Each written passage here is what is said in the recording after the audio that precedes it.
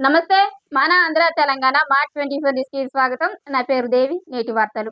భీమవరంలో జరిగిన విలేకరుల సమావేశంలో పశ్చిమ గోదావరి జిల్లా టీడీపీ నాయి బ్రాహ్మణుల సాధికార కన్వీనర్ మల్లువలస రాము మాట్లాడుతూ 1996 జీవో నెంబర్ 13 ప్రకారం పంచాయతీ, మున్సిపాలిటీ, కార్పొరేషన్ పరిధిలో ప్రభుత్వ కాంప్లెక్స్ షాపులను నాయి బ్రాహ్మణులకు కేటాయించడం శుభ పరిణామమన్నారు.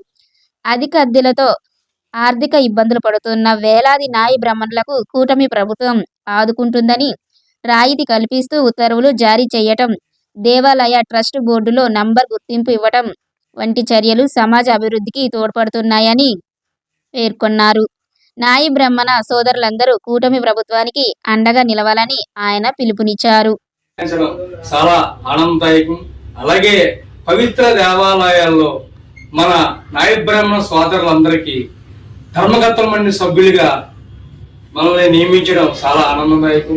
అలాగే ఆర్థికంగా ఎదగాలనే ఉద్దేశంతో బ్యాంకుల్లో రుణాలు ఇప్పించడం, అలాగే మనం సామాజికంగా, రాజకీయంగా, ఆర్థికంగా ఎదగాలనే ఉద్దేశంతో కూడా ఈరోజు ఆదరణ పథకాలను పెట్టి కుర్చీలు, నాయ బ్రాహ్మణులకు కావాల్సిన పనిముట్లను ఇవ్వడం చాలా ఆనందదాయకము.